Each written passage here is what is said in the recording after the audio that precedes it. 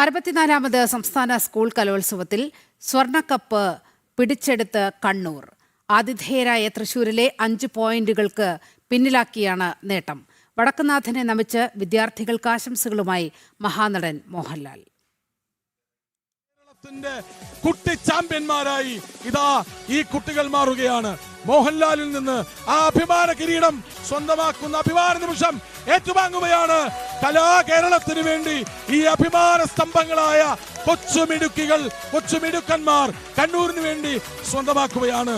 5 ദിവസത്തെ പോരാട്ടം, 1 വർഷത്തിന്റെ സ്വപ്നം. പിടിച്ചെടുത്തവരുടെ കയ്യിൽ നിന്ന് കണ്ണൂർ തിരിച്ചെടുത്തു ആ സ്വർണ്ണക്കപ്പ്.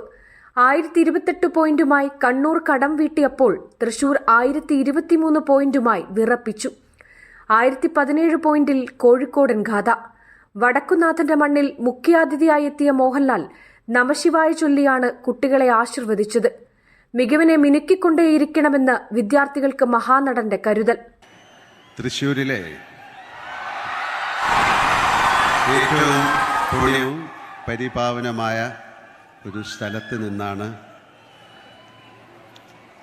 ഏഷ്യയിലെ ഏറ്റവും വലിയ കലോത്സവമായ ഈ യുവജനോത്സവത്തിൻ്റെ കുട്ടികളോടും മറ്റുള്ളവരോടും ഞാൻ സംസാരിക്കുക എന്ന് പറയുന്നത് എൻ്റെ ഏറ്റവും വലിയൊരു ഭാഗ്യമായിട്ട് കരുതുന്നു, ഒരു പുണ്യമായിട്ട് കരുതുന്നു.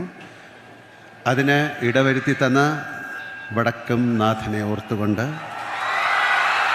അദ്ദേഹത്തെ സ്മരിച്ചുകൊണ്ട് ഞാൻ നിങ്ങളോട് സംസാരിക്കാം. നമഃശിവായ.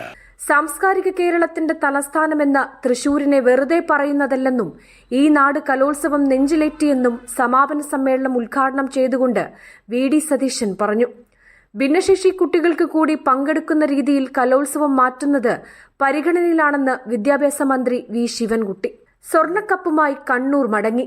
ഇനി കാത്തിരിപ്പാണ് അടുത്ത വർഷം ഇതേ ദിവസത്തിനായി. ജനം, തൃശൂർ.